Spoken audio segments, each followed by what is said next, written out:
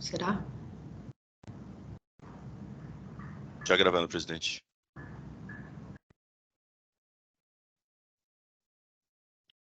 Eu também estou sentindo essa distorção do som. Não sei se é quando o Maluf fala. Também percebi isso. O único som ligado aqui é o do Dr. Tiago, né? Vamos testar, eu vou mutar aqui. Mas eu acho que foi antes do Dr. Tiago entrar na reunião. Mas, enfim. Tá vendo o eco agora? Tá ouvindo ainda? Parece estar melhor, mas eu senti, acho que como a Tatiana, né? Às vezes até um delay, quando você comentou algumas coisas, depois eu vi a mesma frase um tempo depois, com um som um pouquinho menor. Mas parece que agora está melhor. Deve ser também internet, né? Eu acho que não é. Nós já estamos com a sessão em gravação, né? Então eu vou iniciar aqui. Essa é a sessão de julgamento, né, do Tribunal de Impostos e Taxas, a sua primeira Câmara Julgadora. Hoje é o dia 13 de junho de 2023. Um bom dia a todos. Estão presentes aqui eu, conduzindo os trabalhos, Dr. João Maluf Júnior, e os demais juízes, Dr. Thierry Serikawa, Dr. Eduardo Soares de Mello, doutora Tatiana Delgilde Capaqueraidia, e como representante fiscal, o Dr. Pedro Abraão. Então, presente aqui também o patrono para fazer sustentação oral, Dr. Tiago Lousano. Expressão. Vou pedir aos colegas que se encaminhem para o primeiro processo, que é a pedido de sustentação oral, né? Nós, de praxe, iniciamos pelos pedidos de sustentação oral, é o único processo que temos, é o Tereos Açúcar e Energia Brasil S.A., AIN 4141881. É de minha relatoria.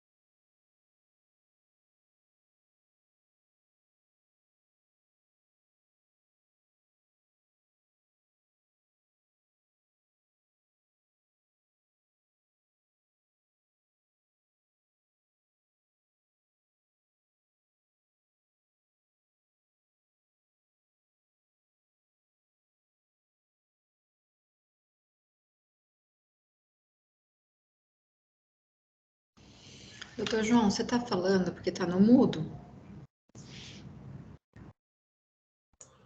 Não, não estou falando. Desculpe, eu estou inserindo o voto no sistema para que os colegas possam acompanhar a leitura do relatório e do voto. Só um minutinho, por favor.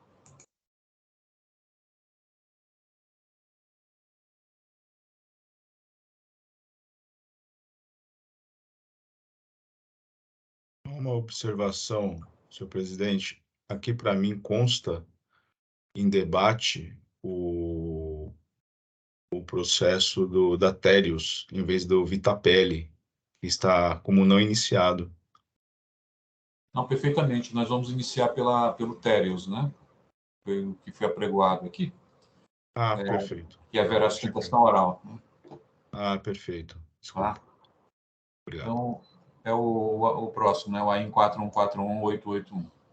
O voto já se encontra registrado, os colegas podem acompanhar o julgamento.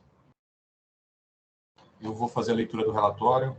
É um recurso ordinário, né, interposto por Térios, Açúcar e Energia Brasil S.A., e um recurso de ofício, em face à decisão proferida pela primeira instância, que julgou parcialmente procedente o presente AIN. São várias acusações, né? Eu vou ler as que estão em discussão ainda, porque algumas não se encontram mais em discussão. A primeira é a falta de pagamento por interrupção do diferimento previsto no artigo 345, parágrafo 3º, combinado com o artigo 428 e 430 do RICNES. O contribuinte fez ajustes negativos no estoque de produtos acabados. O contribuinte possui regime especial. O item 2 é crédito indevido no CIAP, né, no controle de inventário, pela aquisição de bens alheios à atividade de estabelecimento. O item 3 é semelhante, porém, à aquisição de materiais de uso e consumo do estabelecimento. O item 4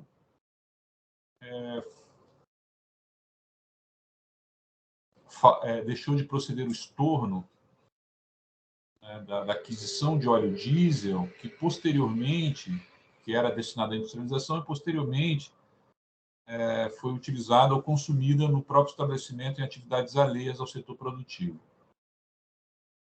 O item 5 não está em discussão, o contribuinte ele efetuou pagamento.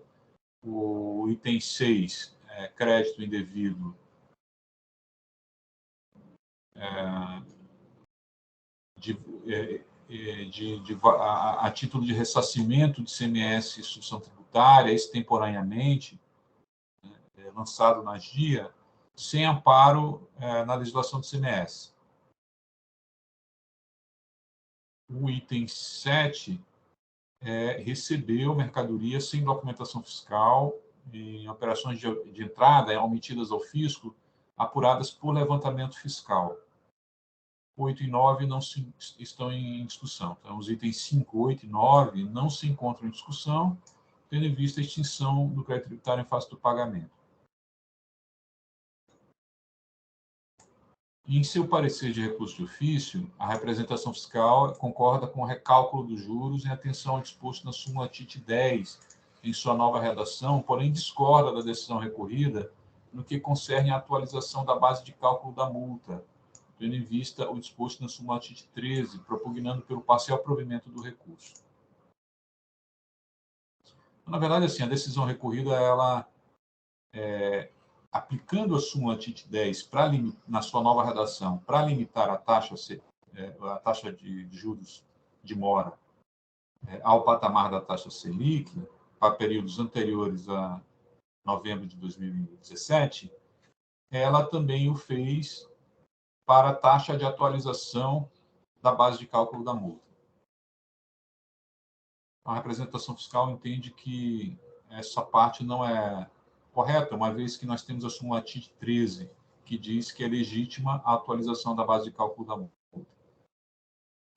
Em seu recurso ordinário, a atuada alega em apertada síntese nulidade por falta de controle de qualidade previsto na portaria CAT 115 e outras alegações em relação a cada um dos itens que ainda remanescem em discussão. O item 1 alega que o fisco deveria ter feito encontro de ajuste, ou seja, ajuste positivo com negativo, e que parte das mercadorias foi empregada com insumo da produção com alíquota de 12%, alega que no item 2 e 3 do AIN, que toda mercadoria dá direito a crédito, independente de ser integrado ou não ao produto final. Quanto ao item 4, alega que o óleo diesel teria sido utilizado para transporte de máquinas agrícolas, funcionários de oficinas volantes, portanto, utilizado em atividades da empresa e, assim sendo, confere direito ao crédito. Quanto ao item 6, alega que é legítimo crédito referente ao ICMS substituição tributária, referente à parcela própria, aquela retida a maior em razão de fato gerador presumido e não realizado. Quanto ao item 7, alega que teria afastado a presunção relativa do levantamento fiscal com base em laudo técnico da KPMG, juntado aos autos, e que as diferenças resultaram justificadas. Então, em apertadíssima síntese, isso é o que alega o contribuinte. Não encontra razões a representação fiscal propugna pelo desprovimento do recurso ordinário e, em suas contrarrazões, a atuada propugna pelo desprovimento do recurso de ofício. Esse é o relatório. Então, eu passo a palavra aqui para o doutor Tiago. Doutor Tiago, por favor. Bom dia, senhor presidente. Cumprimento Vossa Senhoria, demais julgadores, doutor Eduardo, doutora Tatiana, doutor Thierry. Cumprimento também representante do FISC, doutor Pedro, todos que nos assistem, serventuário, senhor Jailson. Eu vou procurar me ater aqui, falar brevemente o principal argumento de todos os itens. São 6 remanescentes, sendo que os itens 5, 8 e 9 foram recolhidos, pagos pela empresa em primeira instância. O primeiro item se refere à exigência de ICMS em razão da suposta quebra do diferimento da cana-de-açúcar. Como antecipado no preciso relatório, o principal argumento aqui é que a fiscalização utilizou para a apuração do ICMS somente os ajustes negativos de estoque. E aí, ajustes negativos de toda a natureza, como perda, como destinação à utilização interna da empresa. E o principal argumento da companhia aqui é que, ao apurar o ICMS, nesse tipo de autuação, o fisco deveria considerar também os ajustes positivos e olhar, então, para a média, o resultado final entre ajustes positivos e negativos. E aí sim, se o resultado for negativo, sobre esse montante, calcular o ICMS sobre a suposta quebra do diferimento. Tá? Esse é o principal ponto em relação ao item 1. Em relação aos itens 2 e 3, que se referem à glosa de créditos controlados no SIAP, uma parte deles, a glosa se deu em razão da suposta destinação desses bens a atividades alheias à atividade fim da empresa, e a outra parte foram considerados como materiais de uso e consumo. O fato é que, na extensa lista anexada no auto de infração, pelo auditor fiscal, são os anexos 6, A e B, há sim uma grande quantidade de itens ali, controversos, enfim, sabemos da jurisprudência desse tribunal administrativo, mas há alguns itens que são nitidamente considerados como ativo da empresa. Por exemplo, motores elétricos. Motores elétricos, muitas das vezes, não são peças de reposição para outros equipamentos, possuem finalidade própria e autônoma, por exemplo, para bombear água para irrigação, ou bombear cauda da indústria. Então, tem ali nessa lista motores elétricos, enfim, cabeçotes, e não há nessa planilha precisa especificação e classificação se esse cabeçote foi utilizado como reposição em um determinado motor, ou se ele é um motor autônomo, como eu antecipei nesse exemplo por amostragem, de que pode ser um motor utilizado para irrigação ou para bombeamento de cauda, enfim, que não seja uma peça de reposição para um determinado trator. Então, o ponto é que nesses 2 itens, 2 e 3, há sim diversos itens que, segundo o nosso entendimento, se classificam sim como bens do ativo sujeitos ao creditamento de ICMS. Sendo, se for o caso, se entenderem vossas senhorias, que seja o caso de conversão em diligência para que a fiscalização, então, junto com a contribuição da companhia, possam, então, classificar e, enfim, aprofundar essa análise. Em relação ao item 4, também se refere à glosa de crédito de ICMS, mas aqui em relação à aquisição de óleo diesel. E a glosa se deu em razão da utilização desse óleo diesel em determinadas atividades que, segundo a fiscalização, não são atividades fins da companhia. E essas atividades, segundo a fiscalização, ele já teria aceito, né, o óleo diesel utilizado efetivamente no plantio e na colheita. Mas o que ficou de fora? Ficou de fora, vossas senhorias precisam compreender que não se pode admitir apenas o óleo diesel empregado no plantio e depois efetivamente na colheita, nas colheitadeiras, precisamente. Porque nesse meio tempo, né, existe todo um conjunto de atividades sem as quais a cana não vai chegar na colheita. Então, são atividades que são consideradas como atividades meio pela fiscalização, mas também fazem parte da atividade fim. E estão ali, enfim, óleo diesel empregado em maquinários para preparação das estradas, para que os grandes tramiões e grandes colheitadeiras possam chegar para fazer a colheita. Então, óleo diesel empregado nessa preparação das estradas, manutenção das estradas. Óleo diesel empregado em caminhões comboio, e comboio de diversas naturezas. Embora, né, o mercado tenha essa denominação de apoio, é óbvio que se tratam de apoio, mas o apoio não quer dizer uma atividade meio, porque é um apoio que vai fazer serviços de borracharia, serviços de mecânica, serviços de abastecimento, porque o trator e a colheitadeira, o tremião, ele não pode sair da lavoura e ir abastecer lá na usina ou num posto de gasolina na cidade.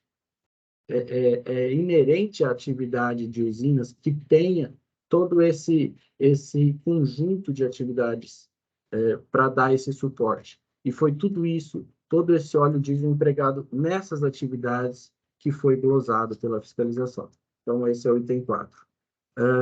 Item 5 foi recolhido, pago e ICMS quitado. Item 6 se refere aqui a glosa de créditos, em que a empresa ela se apropriou de créditos de ICMS-ST para se ressarcir do ICMS-ST pago a maior, em operações também de aquisição de óleo diesel. Pois bem, ela adquire esse óleo diesel de distribuidoras e, não sendo uma operação de varejo, esse óleo diesel ele é adquirido por um valor menor do que os postos de gasolina adquirem, enfim. Ela tem compra em grande quantidade, e quando isso ocorre, o valor ele vem abaixo do que foi presumido pela distribuidora quando vendeu pela refinaria quando vendeu para a distribuidora. Há uma diferença com o ICMS de um fato gerador que não ocorreu naquela proporção.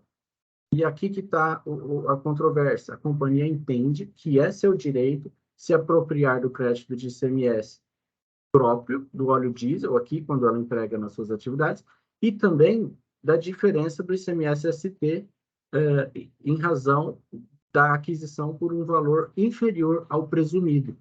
É basicamente isso.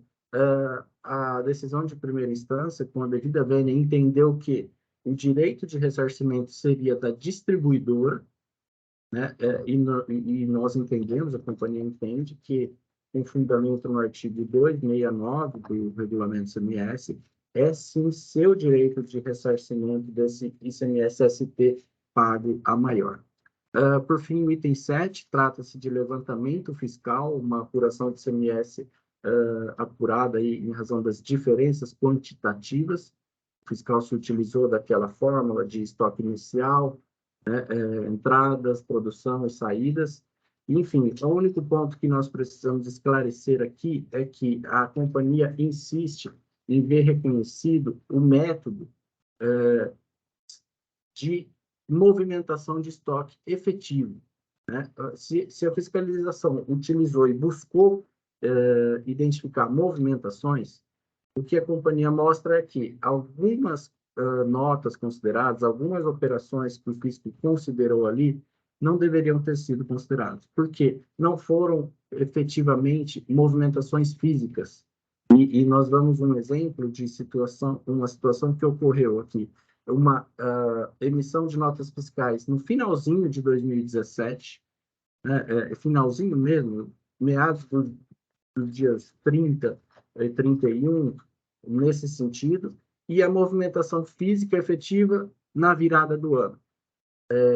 E então, essas diferenças, e aqui está apenas um dos exemplos, essas diferenças aqui devem ser consideradas, deveria ter sido considerada a movimentação física. Como nesse caso aqui, o fiscal olhou estritamente para o ano de 2017, essas notas fiscais, em que ainda não haviam movimentado o estoque, a empresa ainda não havia dado baixa, não deveriam estar na apuração do fisco. São esses os pontos que nós trazemos para o levantamento fiscal, demonstrando que, se o critério foi movimentação física, que se excluam as notas em que não tiveram movimentação física, né? Outro exemplo, apenas para concluir, são aquelas notas de simples faturamento para futura exportação. A empresa dá baixa no seu estoque quando efetivamente exporta, quando emite o Bill of Lading, e não quando emite a primeira nota para a formação do lote simbólico, né? Então, são esses os argumentos relativos ao levantamento fiscal. E, por fim, nós pleiteamos, então, pela procedência do recurso ordinário e pela improcedência do de ofício, devendo ser mantida a redução aplicada em primeira instância em relação aos juros para o patamar da taxa Selic. Muito obrigado, senhores.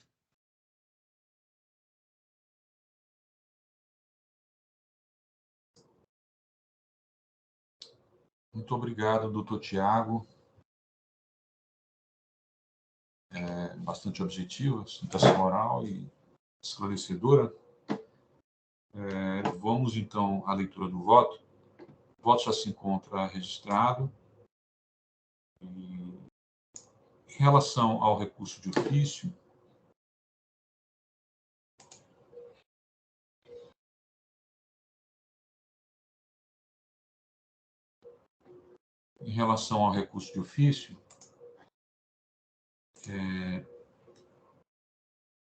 eu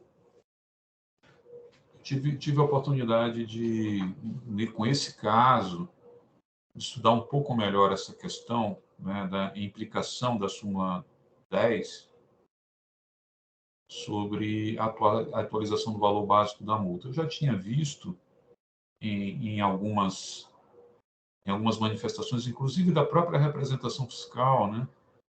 Eu não vou me recordar agora em um processo, eu estou só abrindo parêntese aqui para explicar o porquê do meu voto.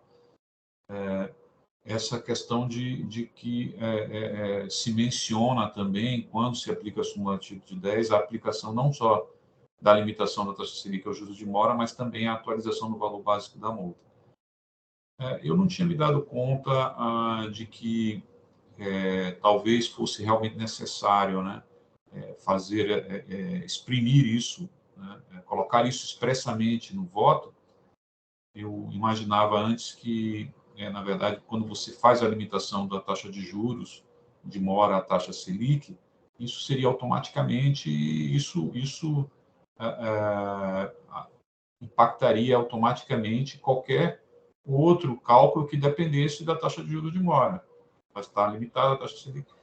Mas, refletindo melhor, eu percebi que não, né? A taxa de juros, a taxa que é usada para a atualização do valor básico da multa, ela já está plasmada ali no auto de infração, né? Com a multa cobrada. Então, se há essa limitação da taxa de juros de mora, então não necessariamente, automaticamente vai haver essa correção, não vai implicar, isso não vai implicar que seja feita qualquer correção automática da atualização do valor básico da multa. Então, eu passei a me preocupar com isso e entender que é preciso colocar isso explicitamente, né, no voto. algo que eu não fazia antes, né? Mas para fazer isso, então, eu resolvi estudar mais a fundo essa questão para entender se realmente há algum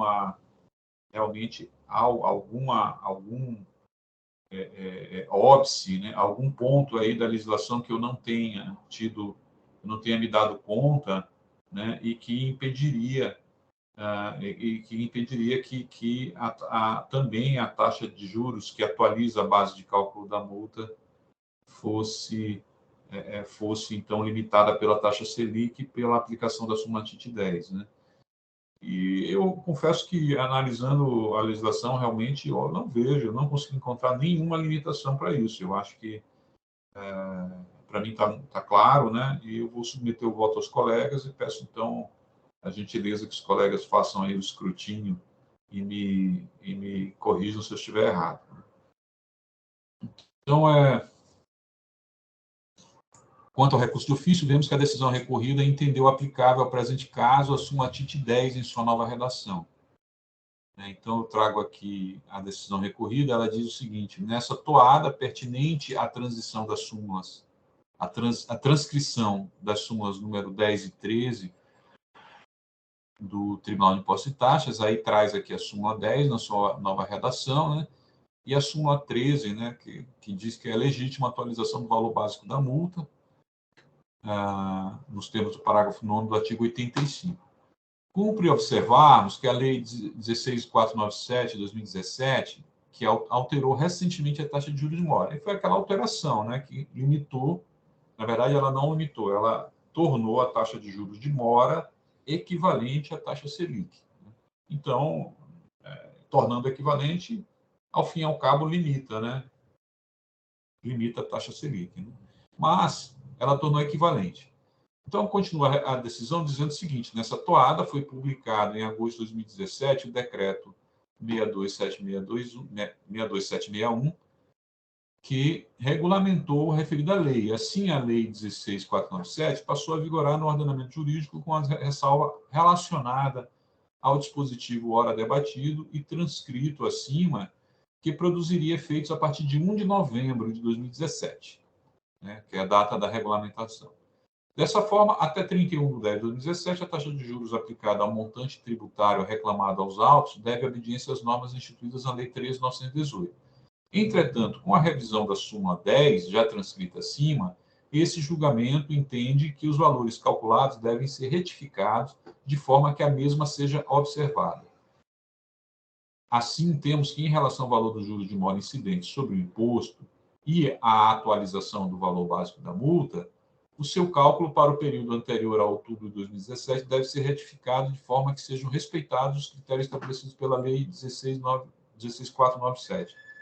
Então, é isso. A decisão recorrida, ela entende que está claro aqui que ela entende que essa revisão da súmula TIT 10, que limita a taxa de juros de mora, né, ela limita a taxa de juros de mora para todos os fins. Então, se a taxa de juros de mora é aquela também pela qual é feita a atualização do valor básico da multa, então também está limitada essa taxa de juros, né, da atualização do valor básico da multa.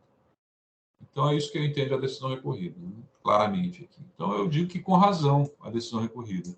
Primeiramente, vejamos que a súmula TIT 13 apenas estabelece que é legítima a atualização do valor básico da multa prevista no parágrafo 9º do artigo 85 da Lei 6374, não se referindo a nenhuma disciplina específica a respeito da taxa de juros, da taxa segundo a qual essa atualização se dará. Então, portanto, a súmula TIT 13 não pode ser usada para dirimir qualquer dúvida a respeito de qual seria a taxa de juros segundo a qual é realizada a atualização do valor básico da multa nos termos do parágrafo 9º do artigo 85 da Lei 6374.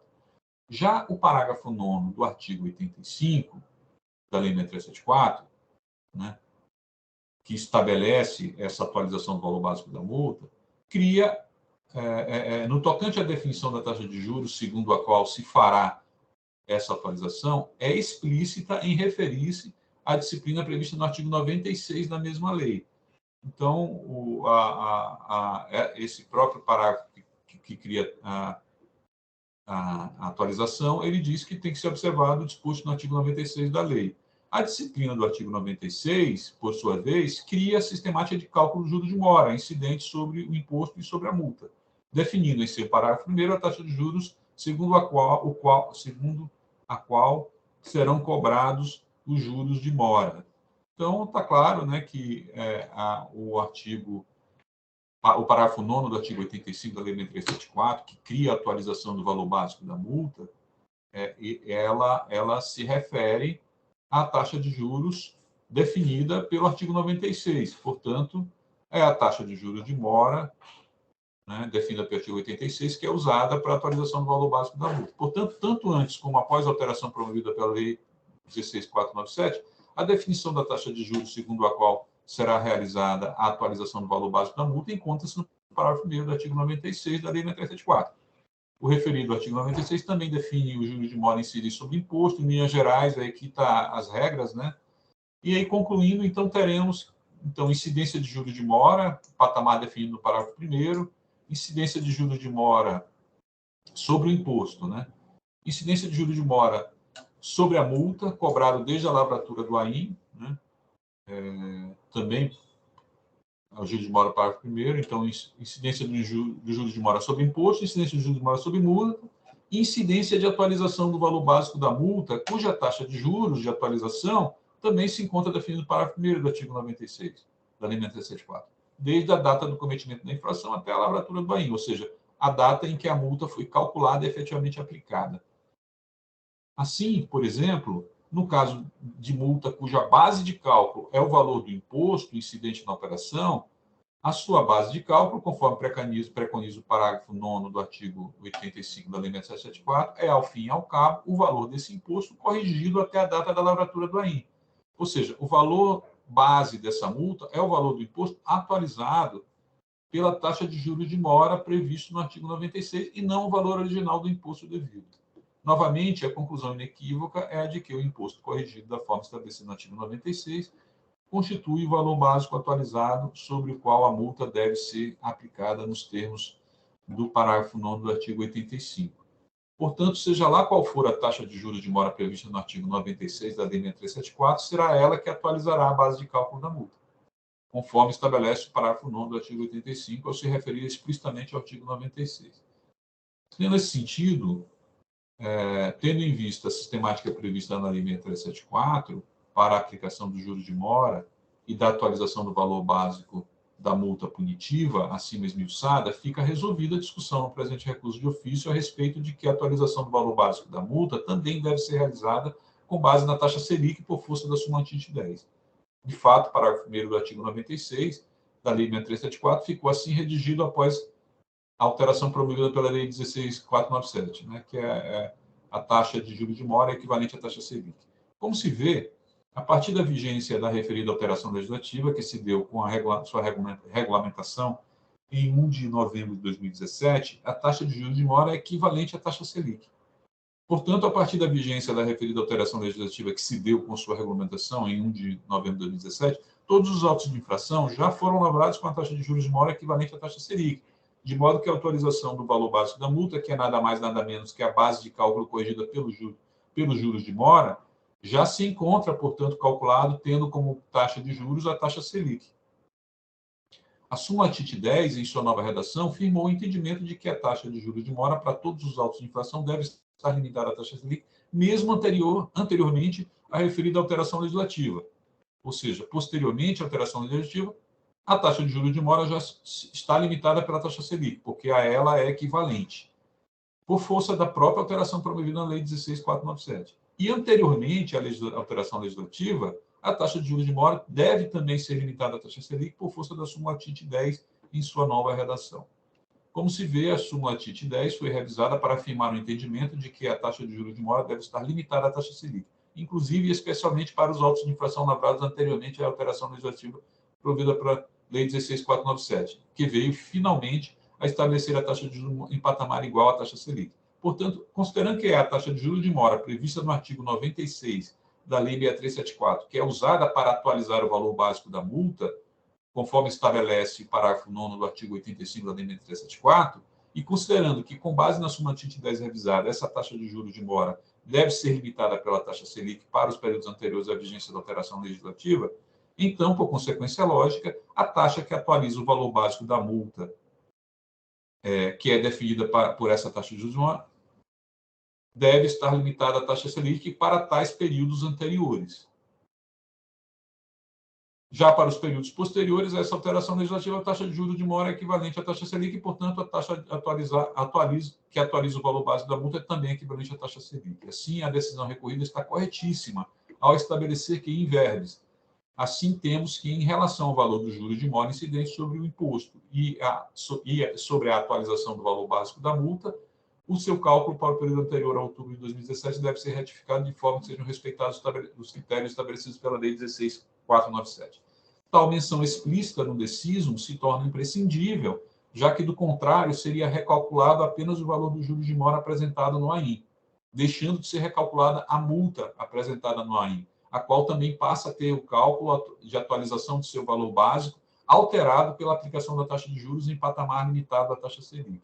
Desse modo, entendo que, para a aplicação da súmula TIT 10 em sua nova redação, torna-se necessária a menção explícita à limitação também da taxa de juros para a atualização do valor básico da multa, conforme corretamente procedeu a decisão recorrida, uma vez que a simples menção de aplicação da referida súmula não implica automaticamente que se proceda a tal limitação, já que, primeiramente, tal entendimento depende, obviamente, de interpretação subjetiva e também o patamar da multa, com sua base atualizada, já se encontra plasmado no auto de infração, não sendo recalculado automaticamente. Então, antes exposto, eu nego o provimento ao recurso de ofício. Quanto ao recurso ordinário, eu primeiramente afasto a delegação de nulidade do AIM em razão de suposta falta de controle de qualidade previsto na portaria CAT 115. A eventual ausência do controle de qualidade não traz qualquer implicação para fins de aperfeiçoamento do AIM, uma vez que este já se encontra em fase de julgamento e, portanto, em verdadeiro processo de aperfeiçoamento no âmbito do contencioso. Veja-se que a portaria CAT 115 não trouxe previsão de hipótese de não realização do controle de qualidade.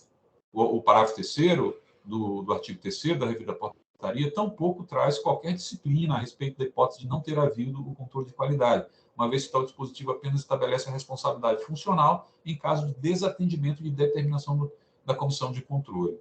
Então, como se vê, uma determinação para saneamento da hipótese de não realização do controle de qualidade não encontra guarida na referida portaria nem em qualquer outra pontualização aplicável.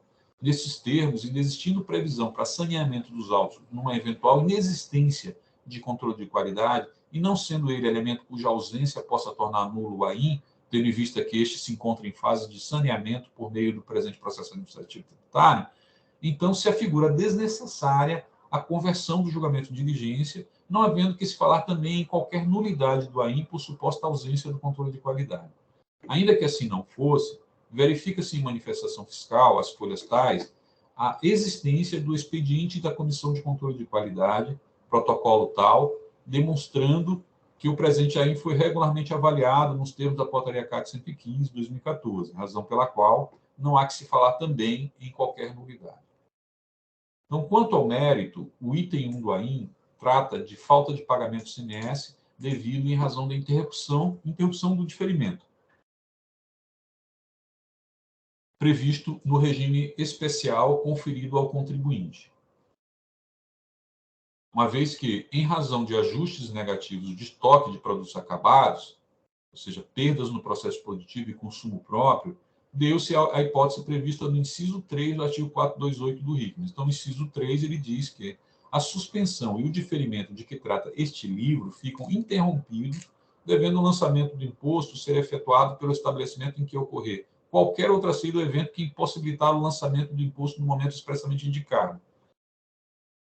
A constatação acima referida encontra-se plenamente comprovada nos autos, conforme manifestação de folhas tais, e também se apresenta em controvérsia, tendo em vista que não há alegação recursal em sentido contrário, ou seja, efetivamente, né, houve ajustes negativos, né, que diretamente na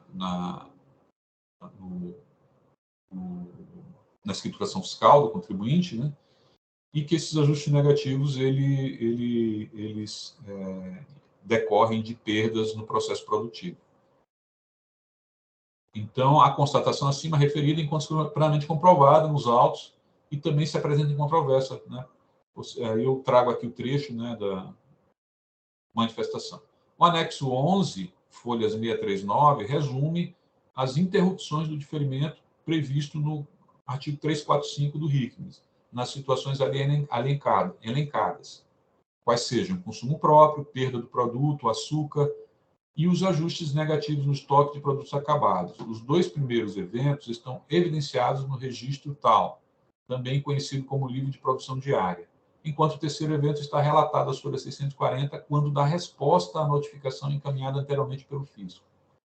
Todos os dados foram extraídos do registros tais entregues no sistema SPED, que substituíra o antigo livro de produção diária. Referido demonstrativo apurara, segundo o rendimento do estabelecimento, a quantidade de cana-de-açúcar utilizada para a produção de álcoois ou açúcares, além de identificar a própria matéria-prima do objeto de perda. A apuração da matéria-prima se faz necessária, uma vez que a interrupção do diferimento do imposto se dá na entrada da cana-de-açúcar em caule no estabelecimento industrializador. Então, esse é um ponto aqui crucial, né, no recurso do contribuinte. Então, essa questão de que aqui o que está acontecendo, no item 1, é a cobrança do imposto que deixou de ser pago, que estava diferido, né? Imposto de operações anteriores. O produtor de cana-de-açúcar, né, que comercializa essa cana-de-açúcar, envia para um comércio, enfim, esse comércio ou vai diretamente para o industrializador aqui, o autuado, né? Esse produtor ele deixa de pagar o imposto sobre a venda dessa cana-de-açúcar, essa matéria-prima. Né? Ele deixa de pagar porque esse imposto está suspenso, né? É um diferimento. E o diferimento ele ocorre com base na legislação para a entrada da mercadoria no estabelecimento.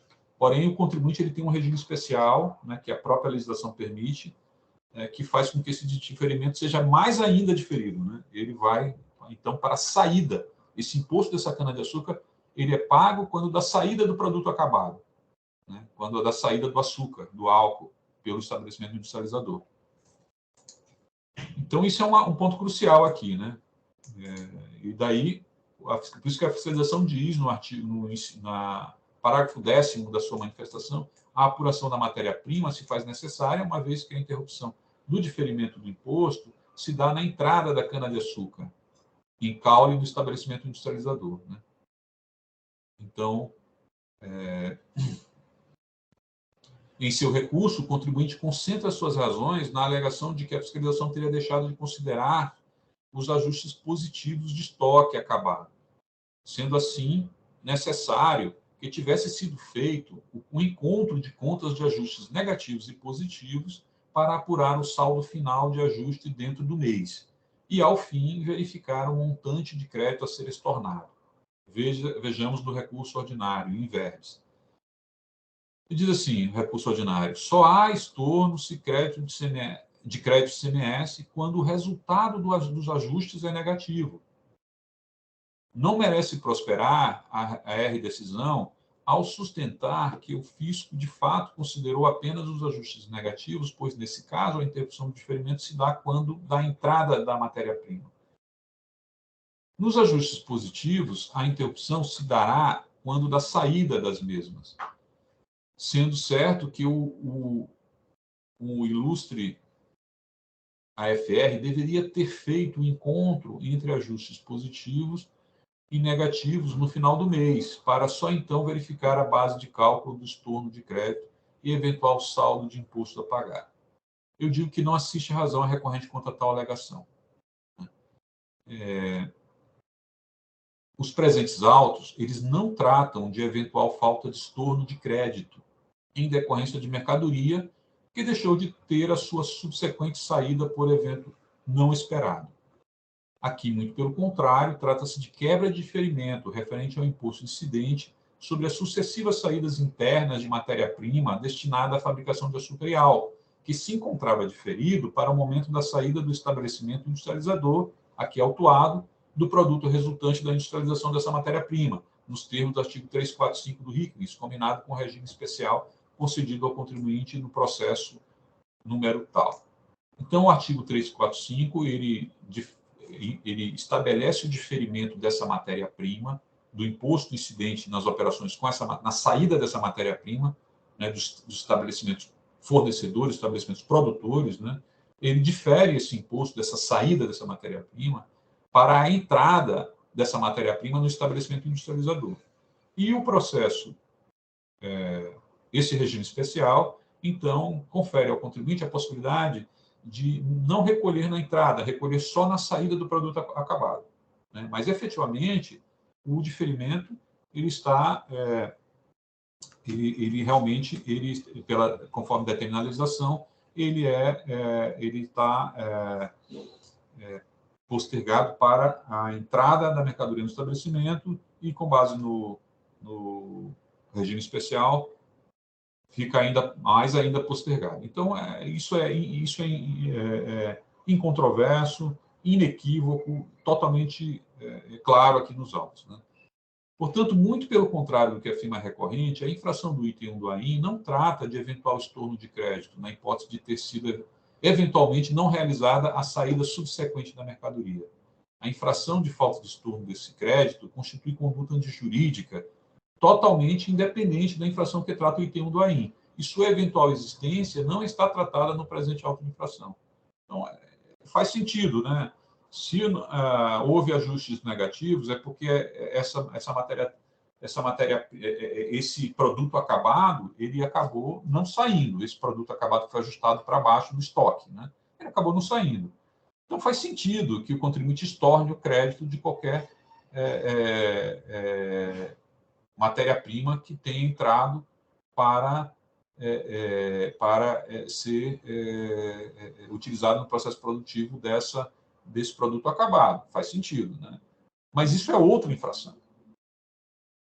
A falta de estorno de crédito, eventualmente existente, não está apurada nesse AIN, né? Então, é até possível, né, que o contribuinte tenha cometido essa infração, ou não. Mas isso não faz diferença. Não é isso que está tratando aqui o presente AIN. O presente AIN trata não do crédito que foi tomado pelo contribuinte, mas do imposto que deveria ter sido pago pelo produtor, que está diferido e cujo responsável, o responsável por substituição tributária é o contribuinte, é o industrializador. Então, é isso que eu digo nesse parágrafo. O item 1 do AIN, que trata do ICMS que deixou de ser cobrado, em face de diferimento nas saídas de cana-de-açúcar de produtores paulistas anteriores à entrada dessa matéria-prima no estabelecimento do contribuinte, trata, portanto, de hipótese totalmente distinta da alegada pelo contribuinte em seu recurso, de modo que não lhe assiste qualquer razão quanto às equivocadas alegações referentes à suposta necessidade de encontro de ajustes negativos e positivos e de eventual estorno de crédito resultante. Verifica-se dos autos que, em fevereiro de 2017, foram feitos ajustes negativos diretos em contas de produtos acabados, açúcar cristal, o que implica por si só que houve o reconhecimento de uma perda de produtos acabados, de modo que tal fato constitui um evento que impede o lançamento de imposto da matéria-prima, cana-de-açúcar, para o momento da saída desses produtos acabados que foram perdidos. Esse imposto das operações anteriores dos produtores de cana-de-açúcar precisa ser, então, cobrado nos termos do supracitado artigo 428 do RICNIS, ou seja, no momento da interrupção do diferimento, pelo estabelecimento em que essa interrupção se deu. Já os ajustes positivos, que ocorrem em razão de erros contábeis, decorrem de eventos totalmente distintos e dissociados dos ajustes negativos, uma vez que estes decorrem de situações fáticas efetivamente ocorridas e não necessariamente de meros erros, tais como posterior consumo próprio e perdas do processo produtivo. Veja-se que, ainda que assim não fosse, nem mesmo a natureza de tais ajustes positivos foi revelada nos presentes autos pela autuada, que preferiu concentrar-se em questão totalmente aqui incabível, referente à eventual infração de falta de estorno de crédito. De fato, desde a impugnação, a única explicação dada pelo contribuinte a respeito da natureza dos ajustes realizadas está consubstanciada no seguinte excerto, retirado de sua peça impugnatória e repetido ipsis literis em seu recurso. Esse excerto aqui é o único que ela traz em suas peças. Porque, para que o contribuinte defenda que os ajustes negativos e positivos têm que ser feito um encontro de contas e, ao final, tem que ser verificado apenas o saldo, é necessário que esses ajustes tenham a mesma natureza. Mas nem isso está provado nos autos. A única afirmação que o contribuinte fala a respeito desses ajustes positivos, a única afirmação que ela fala sobre a natureza dos ajustes nesse sentido, há fatores como furto, roubo, extravio de mercadorias que resultam em ajustes negativos no estoque. O próprio contribuinte diz que furto, roubo e extravio de mercadorias resultam em ajustes negativos de estoque. Como se vê, pouco fala o contribuinte a respeito da natureza dos ajustes negativos e nada fala a respeito da natureza dos positivos. Tampouco o trabalho especial, a análise dos procedimentos relacionados no AIN tal, de folhas tais, de autoria da consultoria KPMG, que tratou dos itens 1 e 3 presente AIN, traz qualquer esclarecimento efetivo a respeito da natureza de tais ajustes positivos.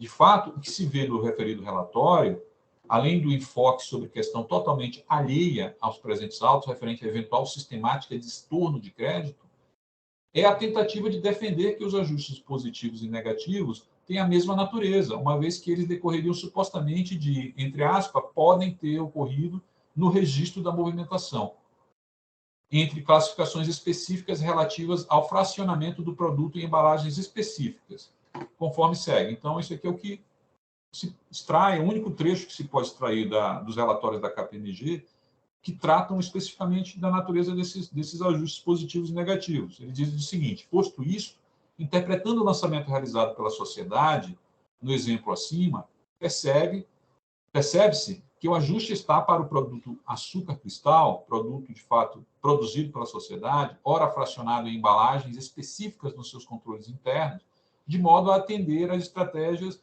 e suas demandas comerciais. Percebe-se também que os ajustes positivos e os negativos ocorram entre essas classificações, demonstrando que as divergências de estoque podem ter ocorrido no registro da movimentação entre essas classificações específicas, que, ao final, resulta em um ajuste negativo, perda efetiva, ou positivo, sobra, no estoque final do produto açúcar cristal. O cálculo do estorno de crédito, novamente, o cálculo de estorno de crédito é realizado pela sociedade, como demonstrada, quando o resultado acima é negativo, perda efetiva. Ora, tal explicação não é convincente.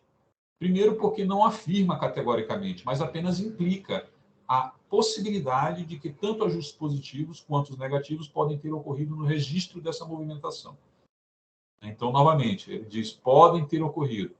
Como se vê, a argumentação acima referida é completamente insuficiente para esclarecer a real natureza dos referidos ajustes negativos e positivos, não fornecendo também qualquer prova que pudesse suportá-la. O único fato demonstrado incontroverso é o de que foram realizados ajustes negativos que decorrem de perdas no processo produtivo, conforme acima já relatado e demonstrado com base nos documentos juntados pela federação e com base nas próprias afirmações do contribuinte em suas peças impugnatórias e recursais. Tal fato, por si só, no meu entender, já é suficiente para implicar a interrupção do diferimento preconizada no presente AIN, por força da legislação de regência, em especial o artigo 428 do RICNES. Por outro lado, conforme bem esclarecido pela fiscalização, os ajustes positivos implicam a normal tributação, nos termos do artigo 345, parágrafo 3º do RICNES, do imposto das operações de cana-de-açúcar dos produtores paulistas que se encontrava diferido, ou seja, tal imposto será recolhido pela autuada no momento da saída do produto ao cabalo. Nada obstante, o presente item 1 do AIN nada trata a respeito desse imposto referente aos ajustes positivos, de modo que não se sabe se foi ou não recolhido no momento correto pela autuada, tratando apenas do imposto decorrente do ajuste negativo, que não teria como ser recolhido pela autuada na sistemática do referido artigo 345, parágrafo 3º do RICNES, tendo em vista a perda ocorrida na produção, evidenciada por tais ajustes negativos diretamente na conta de estoque de produtos acabados. Por tais razões, não há que se falar em encontro de contra de ajustes negativos e positivos.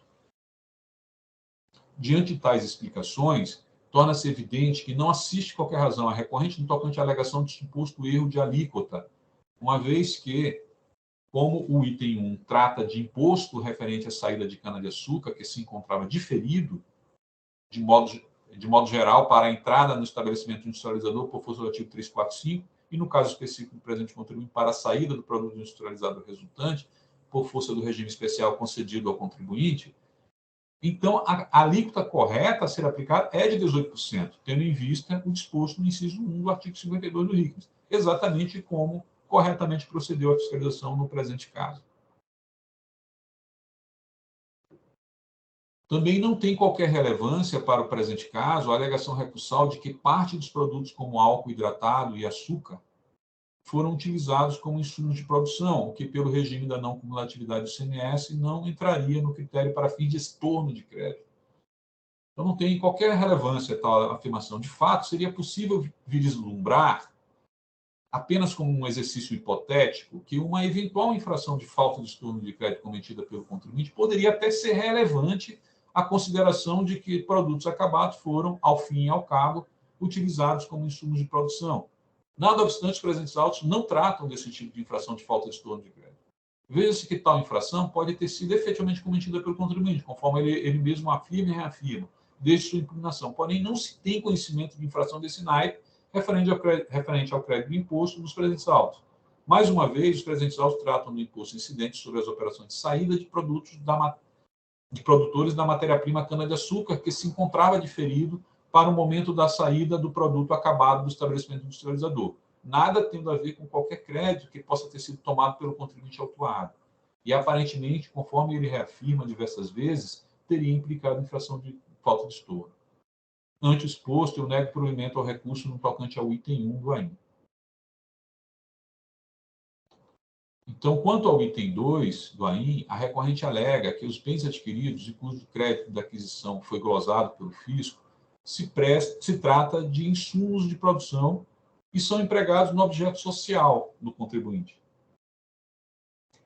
Primeiramente, ao contrário do que afirma a recorrente, não basta que os bens adquiridos sejam relacionados ao objeto social do contribuinte. De fato, a decisão normativa CAD 01 esclarece que, em relação ao ativo permanente, dão direito ao crédito ICMS apenas os bens relacionados à produção e à comercialização de mercadoria, ou seja, aqueles bens que efetivamente participam do processo de produção e comercialização. Por outro lado, em relação aos materiais de uso e consumo, este TIT já vem pacificando o entendimento em diversos acordos proferidos pela Câmara Superior, citando como exemplo aquele proferido nos autos do processo tal, que o critério separador entre bens intermediários e materiais de uso e consumo, já que ambos não integram um produto final, é o da extinção integral e imediata no processo produtivo.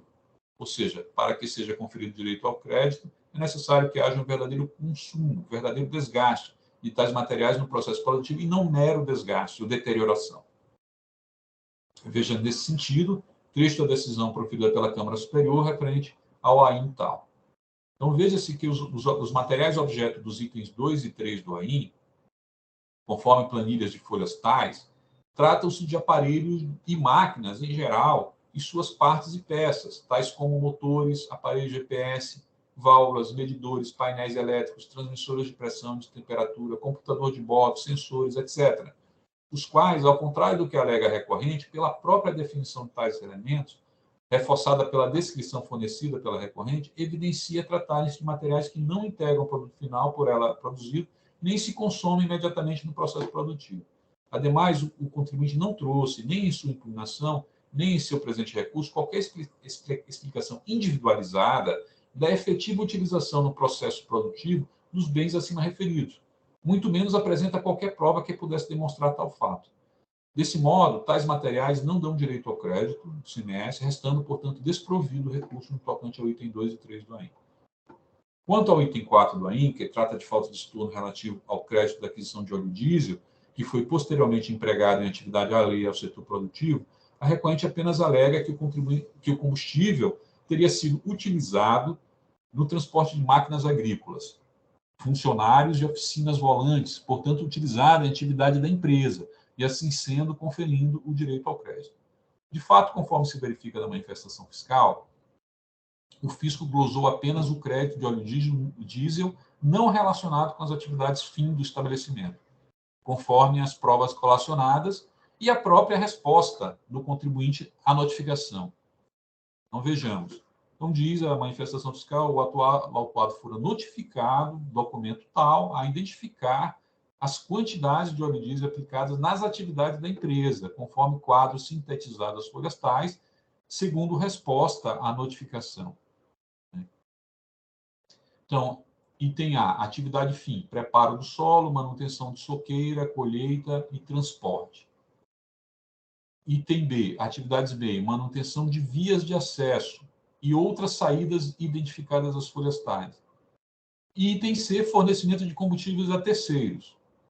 Então, segue dizendo a fiscalização. Desta forma, o fisco concordara com o creditamento descrito no item A, vez que as atividades estão ligadas à atividade fim ou principal da empresa. Então, não foi glosado nenhum óleo diesel que está relacionado com a preparação do solo, manutenção de soqueira, colheita, transporte. Nem transporte.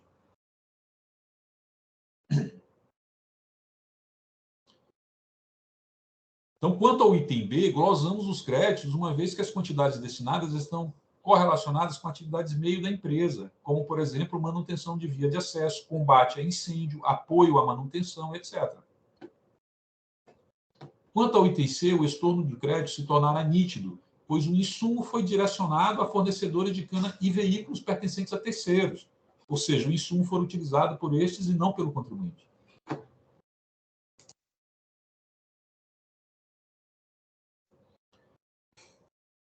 Então, claro está que as atividades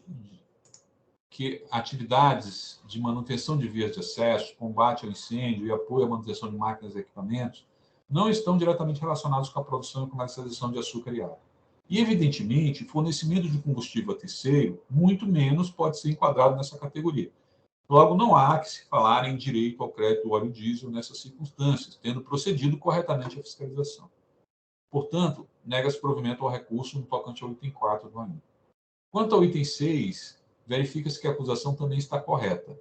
De fato, vale ressaltar que aqui estamos tratando de contribuinte que adquire o óleo diesel para ser empregado em sua atividade de produção de cana-de-açúcar, portanto, não se trata de distribuidor ou comercializador de óleo diesel, mas de consumidor final. Esse item 6 é o do ressarcimento da substituição tributária, né, do óleo diesel que foi vendido para o contribuinte a um preço inferior àquele em que o substituto recolheu.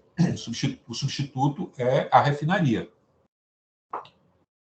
Então, só para explicar, para ficar claro, né, a refinaria, que é o substituto, ela vende para o fornecedor do contribuinte, né, a distribuidora. Essa distribuidora, então, vende para o posto de combustível e o posto de combustível vende para o consumidor final. E, no presente caso, não tem um posto de combustível. O contribuinte comprou diretamente da distribuidora. Então, o contribuinte, ele comprou da distribuidora diretamente, ele é contribuinte do ICMS, mas ele comprou óleo diesel, ele não comercializa óleo diesel.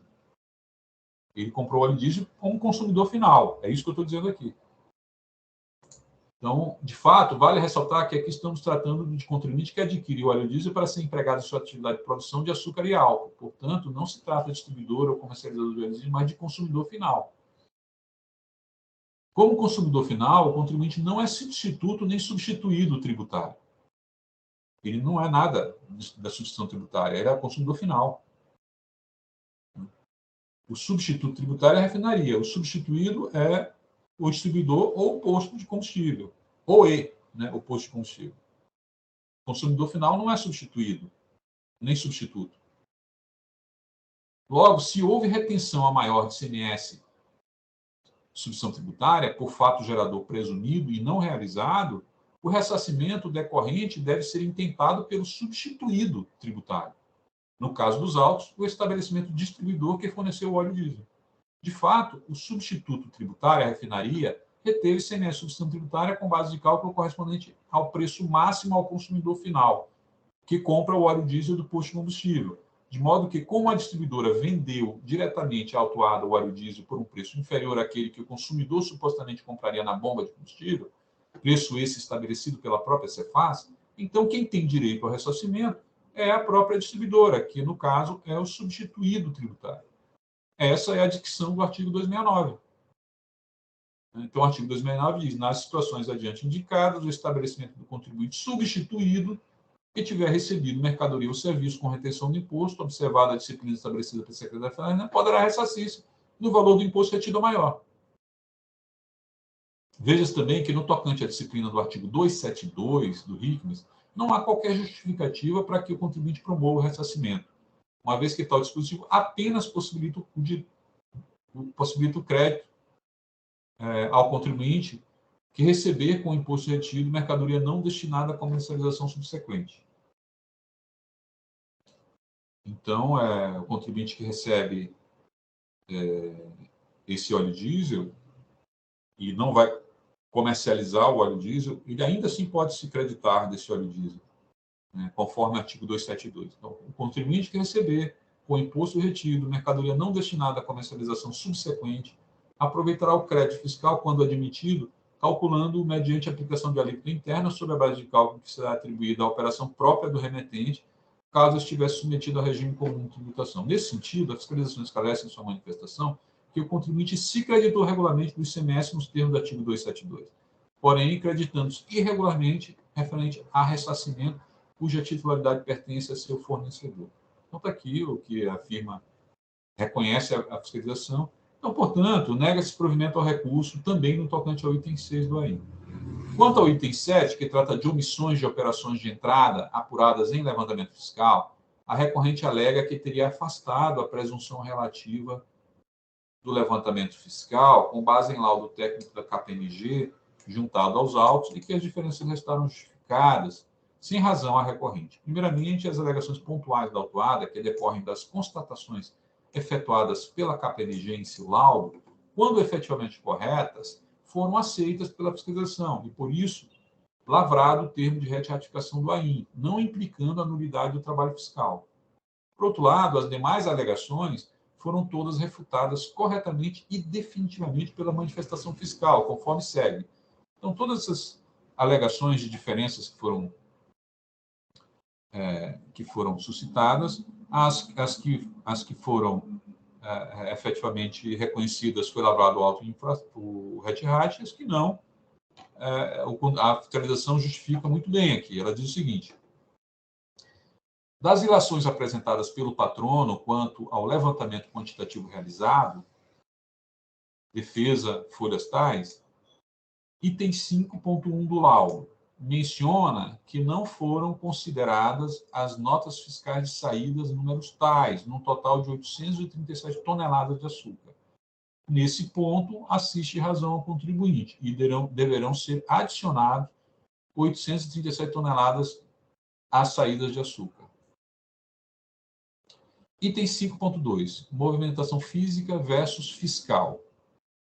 Alegara neste quesito que os documentos fiscais, apesar de terem sido emitidos em 28 de 12 de 2017, tiveram sua movimentação física ocorrida em 6 de janeiro ou fevereiro do ano seguinte, ao seguinte, né?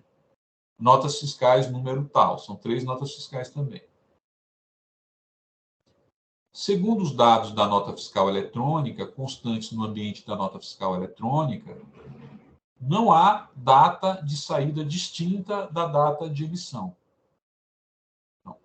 O mesmo procedimento se repete para os outros 2 documentos fiscais mencionados. Então, a fiscalização traz e mostra que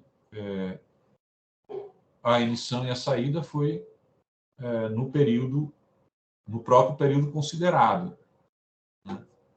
Então, essas notas fiscais elas têm que ser consideradas nesse período. Então, se o contribuinte escriturou em períodos anteriores, efetivamente dá diferença de levantamento fiscal. Portanto, incabível a alegação do autuado, né? No item 5.3 da defesa, folhas tais e laudo folhas tais, ocorrera uma alegação interessante, porque as notas fiscais de remessa, CEFOP 7949, e de exportação, CEFOP 7101, foram emitidas no ano de 2017 e movimentaram a mesma quantidade, conforme folhas tais. Nessa situação, o contribuinte sugere que o fisco deva utilizar o CEFOP 7949 ao invés de 7101, com devida venha, é uma solicitação ineficaz ou inócua, porque não traz efeito algum, visto que as quantidades são as mesmas. O fisco utilizar a CEFOP 7101. A única alegação plausível de ser aceita pelo fisco é a de inclusão da quantidade de 837 toneladas de açúcar relativas às saídas, haja vista que não foram computadas no levantamento. Nesse cenário, ao adicionarmos a quantidade de 837 toneladas das saídas informadas no anexo 5, folhas 15, provocaremos um aumento do crédito tributário, pois a diferença apurada fora de entradas, ou seja, as saídas foram anteriores, maiores que as entradas. Deveras, o parágrafo 2º do artigo 509, texto abaixo, oferece a oportunidade de renovação do levantamento fiscal, sempre que foram apurados dados não levados em consideração, como é o caso aqui presente. Veja-se, o movimento real tributável realizado pelo estabelecimento em determinado período poderá ser apurado por meio de levantamento fiscal, em que poderão ser considerados isolados conjuntamente os valores de mercadorias entradas, das mercadorias saídas, do estoque final inicial, do serviço recebido, dos prestados, das despesas, dos outros encargos e do lucro do estabelecimento, bem como de outros elementos informativos. O levantamento fiscal poderá ser renovado sempre que forem apurados dados não levados em conta quando de sua elaboração. Então, veja que até a própria consideração das notas fiscais de saída, né, no levantamento fiscal, aumenta a quantidade de saídas, né, consideração das notas fiscais. Portanto, há um aumento da discrepância, né, de notas fiscais de saída de produtos que foram saídos com aqueles que foram entrados. Então, esses produtos deveriam ter sido entrados. Né? Então, efetivamente, aumenta a diferença de entrada. Então, isso aumenta essa acusação. Então, se efetivamente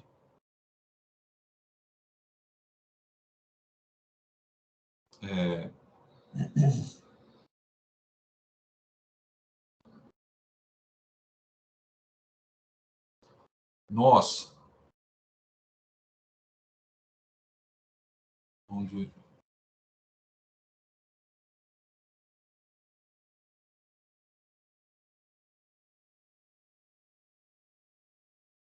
eu estava lendo. Então, sim. Então, no final das contas, inclusive, isso foi objeto do RET-RAT, que, na verdade, ele aumentou o crédito tributário cobrado. Então, assim, de fato, está claro e evidente, pelas explicações postas na manifestação fiscal, que não há prova de nota fiscal com data de saída diferente da data de emissão, bem como não há qualquer efeito no levantamento fiscal da utilização do CEFOP 7949 no lugar do CEFOP 7101. Porém, no tocante às 3 notas fiscais, eu acho que não preciso corrigir. Acho que pode ficar assim mesmo. Porém, no tocante às 3 notas fiscais, que deixaram de ser levadas em conta no levantamento fiscal, além de ter sido reconhecido pela fiscalização, efetivamente corrigido aí nesse ponto. Tal fato em nada prejudica a acusação, já que, como bem ressaltado na manifestação fiscal, o levantamento fiscal poderá ser renovado, sempre que forem apurados dados não levados em conta quando de sua elaboração, não implicando tal fato a nulidade ou imprestabilidade do trabalho fiscal. Portanto, eu nego provimento ao recurso no tocante ao item 7 do AIM. A única coisa que talvez tenha faltado aqui, eu vou pedir para os colegas, para fazer a inclusão, de que foi devolvido prazo para apresentação de defesa, né? E, então, não causando nenhum prejuízo ao contribuinte, né? Também vale a pena inserir isso. Então, eu vou fazer essa inserção aqui nesse parágrafo, que foi devolvido o prazo para a apresentação de defesa, não havendo qualquer prejuízo. E, no final, eu conheço, porém nego o provimento ao recurso de ofício, e conheço, porém nego o provimento ao recurso ordinário. Mil desculpas pelo voto, né, bastante extenso aqui, e vou passar, então, imediatamente para o debate, né? É assim que eu voto. Eu vou passar, então, vou abrir o debate e passar a palavra para o Dr. Thierry Sirikawa. Dr. Thierry.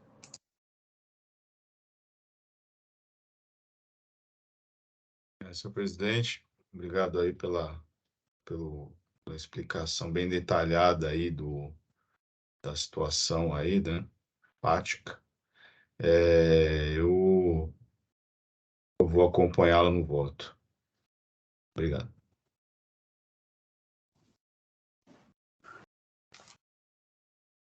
Muito obrigado. Nós já temos aqui um pedido de vista, mas eu vou da doutora Tatiana, mas eu vou ouvir o doutor Eduardo. Doutor Eduardo. Presidente, bom dia a todos, ao patrono, os demais colegas da Câmara. Eu registrei minha declaração de impedimento em relação ao caso da Telios. Perfeito. Doutora Tatiana. Obrigada, doutor Maluf. Eu pedi vista dos autos porque eu queria analisar melhor os documentos e as provas, especialmente com relação ao aproveitamento dos créditos que foram glosados. Queria analisar um pouco melhor a fundo isso, então peço vênia aqui para pedir vista e poder apreciar melhor a questão.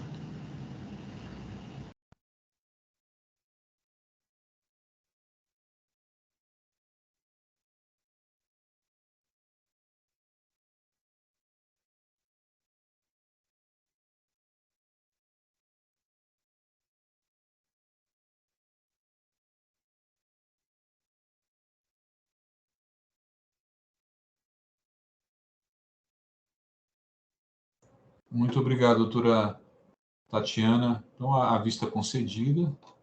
Doutor Pedro? Pois não, senhor presidente.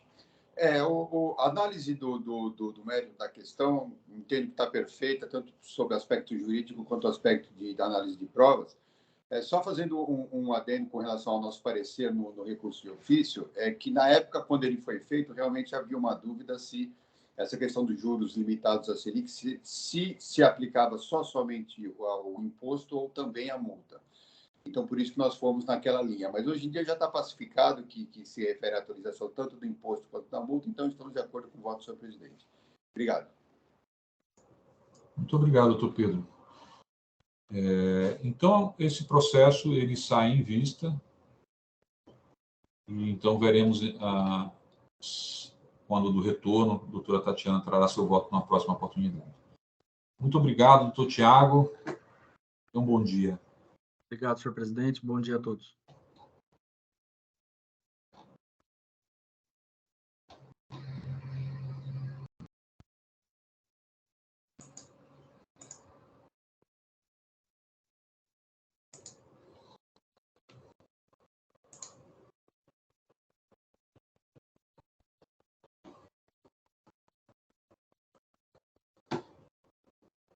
Prezados, o próximo processo é uma vista da representação fiscal, do voto de minha relatoria, Vitapele Limitada, AIM 4139882.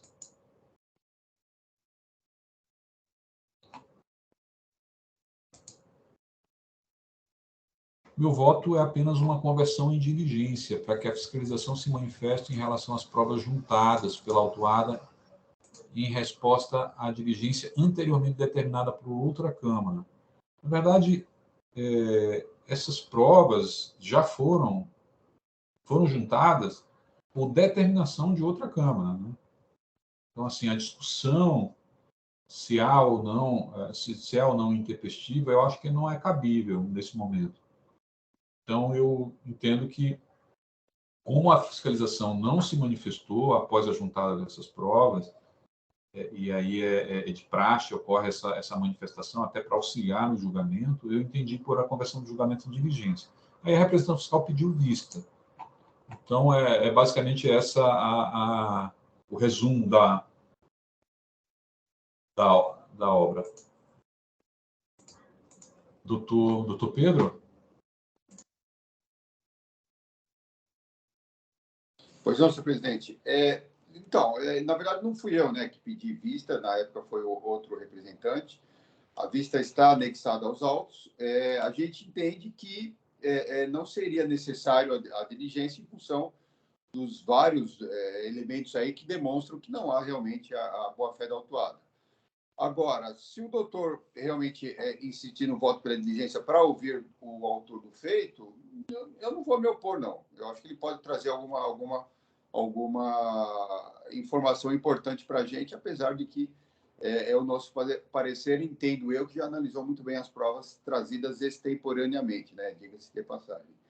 Então, doutor, fica à vontade. Se quiser que eu leia a vista, eu leio, senão a gente pode passar a votação, se os demais juízes entenderem que é necessária a oitiva do autor do feito, não vou me opor, senhor presidente. Eu vou, então, ouvir rapidamente aqui os colegas, né? E aí, se for necessário, a gente faz a leitura. Doutor Thierry. Senhor presidente, na mesma linha do Pedro aí, acho que talvez é um esclarecimento maior aí da situação possa, né, aclarar a situação aí para um voto mais preciso, né? Então, eu acompanho. Obrigado. Obrigado, doutor Thierry. Doutor Eduardo. Eu também não me oponho. Eu acho que não há qualquer prejuízo às partes. Pelo contrário, a gente vai ter a manifestação da outra parte litigante. Então, eu acompanharia o relator. Obrigado. Doutora Tatiana. Eu também concordo. Eu sou da posição de que a gente tem que buscar aqui a verdade material. Então, questões de prova devem ser analisadas e observadas com atenção. Então, concordo com a baixa diligência para apreciação dos documentos. Obrigado, doutora Tatiana. Então é isso. Vamos, então, fazer assim. Vamos já encerrar os debates e fazer a votação. Já vai diretamente para a vista, né? E aí a gente vê o que volta, né? Essa manifestação da representação fiscal, esse voto de vista, manifestação em vista, ela está aqui, né? Vai ficar... eu não entendi que fosse necessário o trânsito pela representação fiscal, esse é um outro ponto, né? Porque já havia se manifestado sobre esses documentos. Mas, evidentemente, a representação fiscal pode trazer novamente essa manifestação de preferência, enfim, que foi feita, né? Foi o doutor Gildo, né, que eu estou vendo aqui, para esclarecer no julgamento também, para subsidiar o julgamento. Mas é isso. Então, vamos então encerrar os debates e proceder à votação?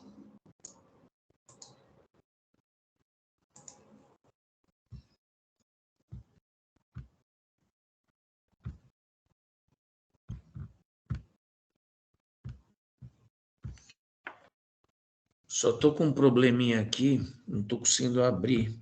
Agora, só um segundo.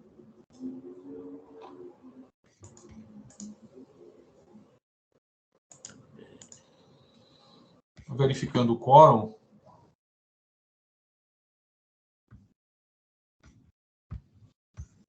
Presidente, não sei o que aconteceu aqui, eu vou ter que abrir novamente o VPN. Eu peço só um segundo.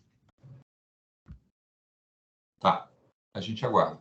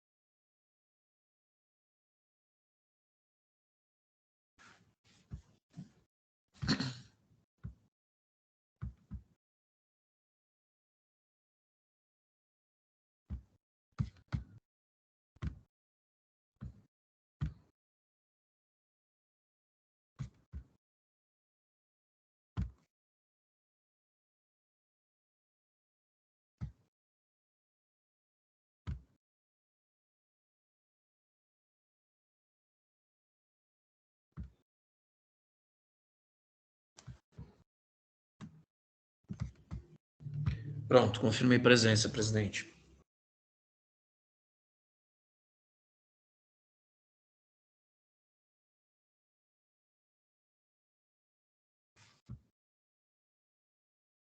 Vamos iniciar a votação.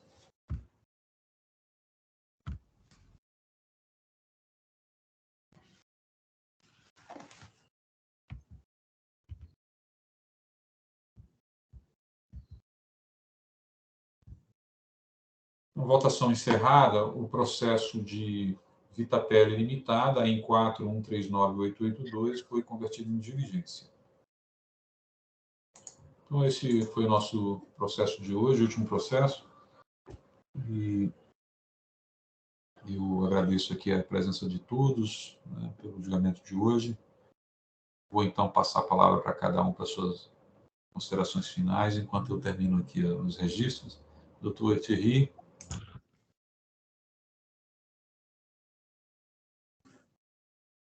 Agradeço a todos aí, né?